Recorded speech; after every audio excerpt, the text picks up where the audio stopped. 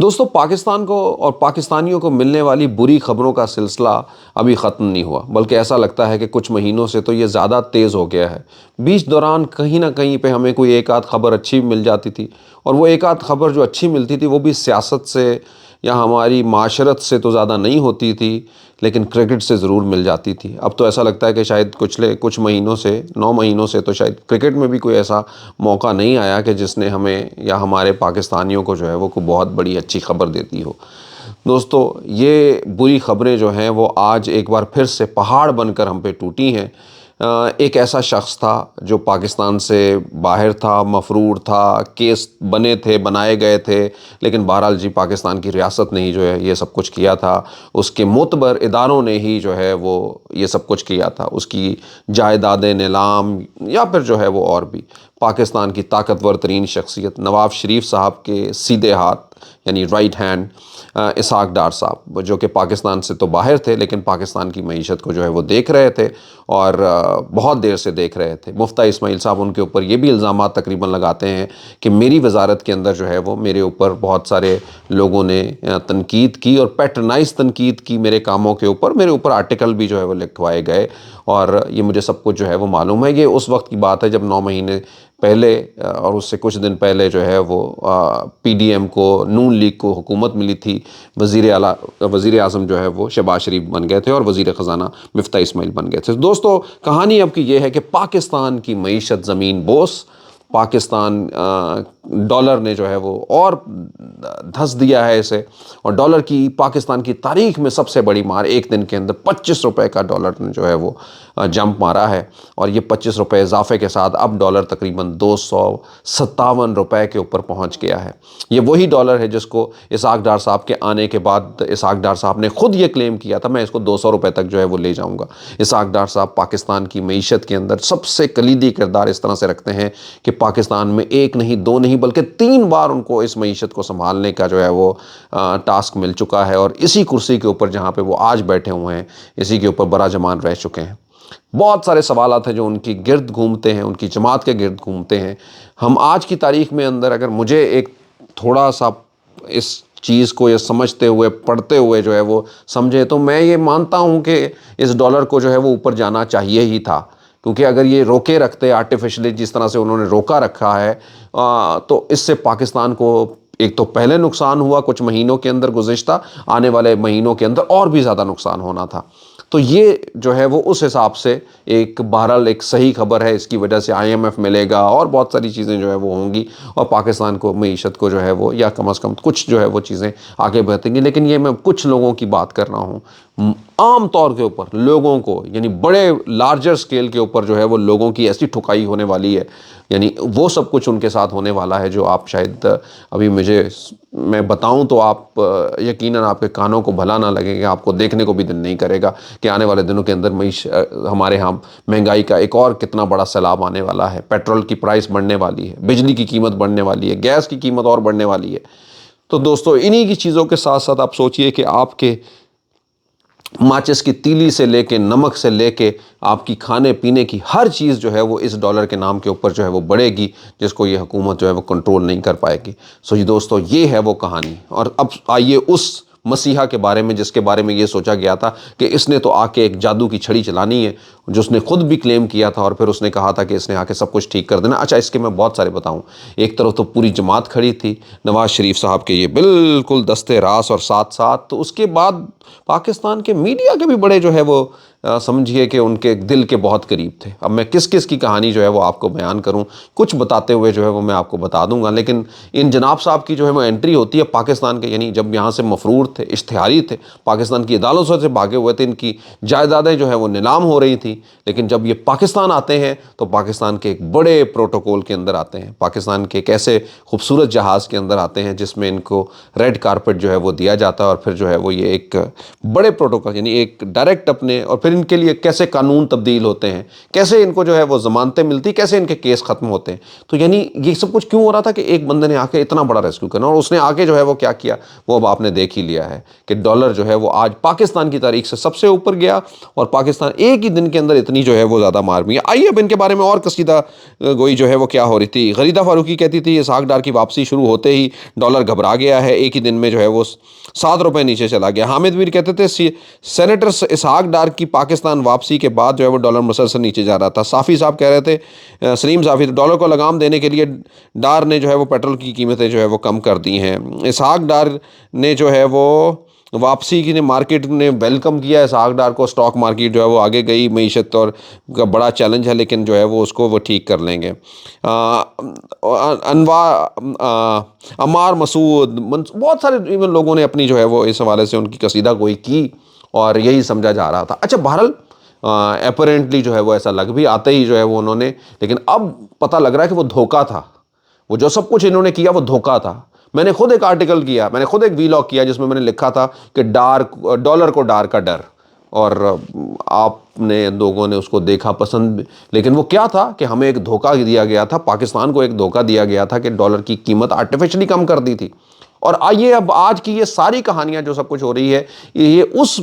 بات کو بھی انڈورس کر رہی ہے جو پی ٹی آئی نے حکومت لیتے ہوئے ہی جو ہے وہ کی تھی۔ یعنی ان کو حکومت جب ملی تھی تو 124 روپے کے قریب جو ہے وہ ڈالر تھا اس وقت، یعنی 2018 کے اندر 124 روپے۔ اب جب ان کی قیمت آئی تھی تو وہ ڈالر بڑھ گیا، اور ان کا کلیم یہ تھا کہ جو اس کی یہ ان نیچرل قیمت تھی جو انہوں نے رکھی ہوئی تھی 124 روپے، اور اس کی نیچرل قیمت یہ نہیں تھی، وہی سب کچھ جو آج ہو رہا تھا، یعنی 228 روپے جو ہے وہ قیمت رکھی ہوئی تھی جو کہ ان نیچرل تھی، مارکیٹ کے اندر ایسا تھا نہیں۔ اور اب جو سب سے بڑا ظلم کیا ہے اسحاق ڈار صاحب نے وہ یہی تھا کہ بھئی جب آپ یہ کہتے تھے کہ ہم نے جو ہے وہ اپنی سیاست کو قربان کر دیا اور ریاست کو جو ہے وہ بچا لیا، تو بھائی یہ 4 مہینے سے آپ نے اپنی سیاست کو بچانے کی خاطر ریاست کو کس طرح سے قربان کیا؟ یعنی صرف اس وجہ سے کہ ڈالر کو آپ نے ان نیچرل نیچے رکھا، آپ کی ترسیلات کم ہوئی،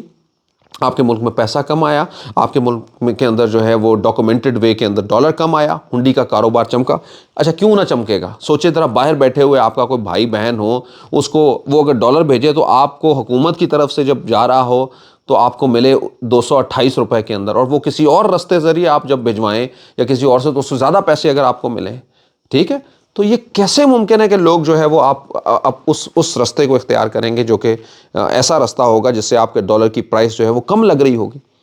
یہی وہ وجوہات تھی دوستوں کہ 228 کا رکھا تھا، 260 روپے میں بھی مشکل سے جو ہے وہ مارکیٹ کے اندر ڈالر ملتا تھا۔ یہی وجہ ہے ہنڈی کا کاروبار نے ایکسل کیا، ترسیلات جو ہے وہ اس کی پرسنٹیج کم ہوئی، اور پھر جو ہے وہ اوریجن حکومتی ریٹ اور جو مارکیٹ کا ریٹ ہے اس کے اندر جو ہے وہ ایک خلیج نظر آئی، اور سری لنکا میں بھی ایسے ہی ہوا تھا، جب یہ خلیج 20% کے قریب پہنچ گئی تھی ڈالر کے اندر، وہ دیوالیہ ہو گیا تھا، ان کے پاس پیسہ نہیں۔ اسی طرح کی سچویشن جو ہے وہ ہونے جا رہی تھی بنگلہ دیش کے اندر، لیکن انہوں نے اس کو قابو کیا، اور پھر انہوں نے ایسا ایک ریورس گیئر لگایا اس کے اوپر کہ انہوں نے ساری چیزوں کو کنٹرول کر لیا، اور پھر ان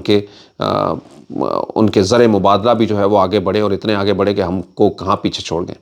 تو دوستو یہ وہ ساری صورتحال ہے جو اس کے ساتھ جڑے ہیں۔ تو اسحاق ڈار صاحب سے کیا یہی سوال ہے کہ اسحاق ڈار صاحب آپ معافی مانگیں گے لوگوں سے؟ آپ بتائیں گے قوم کو کہ میں نے کیا جو ہے وہ ڈرامہ کیا ہے؟ یا آپ کی IMF کے ساتھ جو لڑائی ہے اس نے پاکستانیوں کو یا پاکستان کے لیے کتنے اربوں روپے کا جو ہے وہ نقصان پہنچایا ہے؟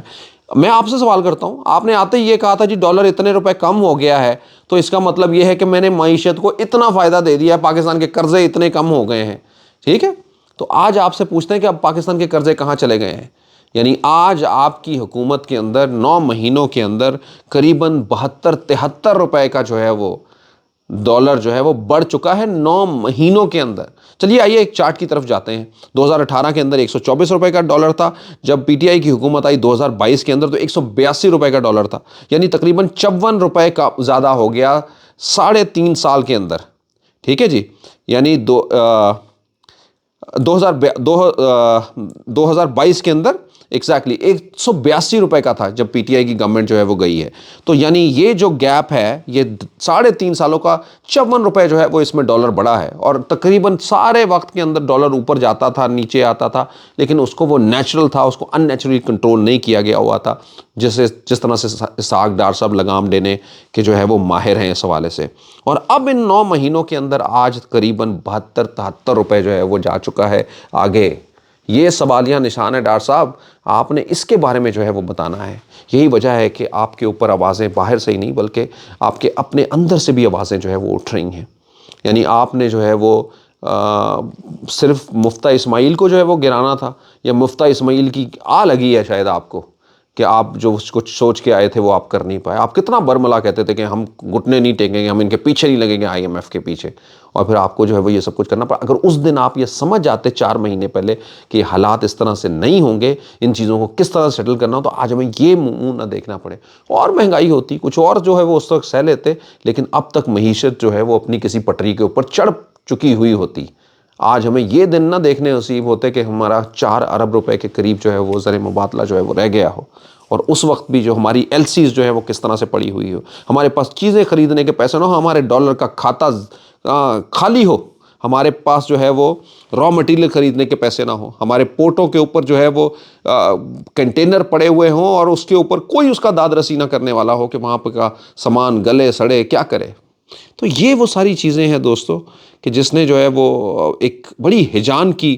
کیفیت جو ہے وہ کریٹ کی ہے لوگوں کی. آج میں پڑھ رہا تھا جی کہ کہہ رہے تھے کہ جی اس بار ہم نے گیس کی لوڈ شیڈنگ وہ نہیں ہوئی، لوگ عوام کی طرف نہیں آئے. دیکھیں مصدق ملک صاحب کہہ رہے تو میں نے کہا آپ نے چھوڑا کیا ہے بھائی؟ آپ نے کس انڈسٹری کے لیے گیس چھوڑی ہے؟ اب جب نہ کسی انڈسٹری میں گیس چلنی ہے، انڈسٹری نہیں چلنی، تو گیس تو بچی جانی ہے لوگوں کو گھروں کے لیے. تو یہ وہ حالات کار جو ہے وہ رہے ہیں دوستو. It's a very critical time. بحیثیت مطلب ایک جرنلسٹ یا ان سب چیزوں کو سمجھتے ہوئے میرا یہ ماننا ہے کہ یہ اس مارکیٹ کو جو ہے وہ ان نیچرلی کنٹرول نہیں کرنا چاہیے تھا. آج کے دن نے یہ ثابت کیا ہے کہ اس کا مطلب یہ ہے کہ 2018 تک بھی جو ہے وہ ان نیچرل کنٹرول کیا ہوا تھا ڈالر اسحاق ڈار، یعنی ان کا فارمولہ ہے یہ سب کچھ کام کرنے کا. اور اب بہرحال IMF جو ہے وہ آنے والے کچھ دنوں کے اندر مل جائے گا. IMF کے ساتھ ساتھ اور بھی لوگ آ جائیں گے، لیکن سوالیہ نشان پھر یہی رہے گا کہ ان 4 مہینوں میں ہونے والے نقصان کا ذمہ دار کون ہوگا، اور اس میں جو اربوں روپے کا پاکستان کا نقصان ہوا ہے اس کا ذمہ دار کون ہوگا.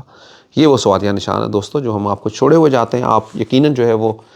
یا پھر جو ہے وہ اسحاق ڈار صاحب خود ہی آئیں اور وہ بتائیں آ کے قوم کو کہ ان کا ذمہ دار کون ہے. جب انہوں نے خود یہ کمٹ کیا تھا، کیا وہ قوم سے معافی مانگیں گے؟ کیا وہ مانیں گے کہ ان سے جو ہے وہ کچھ اس حوالے سے غلطیاں ہوئی ہیں؟ دوستو میرا خیال ہے کہ شاید اتنے بڑے وہ ابھی نہیں ہوئے. شاید یہی وجہ ہے کہ وہ اس سب چیزوں کی طرف نہیں جا سکیں گے. لیکن آنے والے دنوں کے اندر وہ وش کہ پاکستانیوں کی مشکلات کم ہوں، لیکن بہرحال ایک مہنگائی کا اور بڑا طوفان جو ہے وہ ہمارے اور آپ کے درمیان جو ہے وہ ہمیں ٹکرانے کو ہے. بس کچھ دعا کی جا سکتی ہے، اور دعا ہی کی جا سکتی ہے کہ آپ سب لوگ اس سارے مشکل وقت سے جو ہے وہ بہتر طرح سے جو ہے وہ آگے نکل جائیں، اپنے آپ کو بہتر رکھتے ہوئے. یہی ہمارے کل کے لیے پھر بھی امیدوں کے ساتھ اور اپنے بہتر پاکستان کے ساتھ. آپ سب لوگوں کا بہت بہت شکریہ. میں ہوں جہاں زیب زیبی. آپ اپنے دوستوں کے ساتھ شیئر کیجئے، چینل کو سبسکرائب کیجئے اور بیل آئیکن کو ضرور کلک کیجئے گا تاکہ ہمارا اور آپ کا رابطہ جڑا رہے. پاکستان پائندہ باد.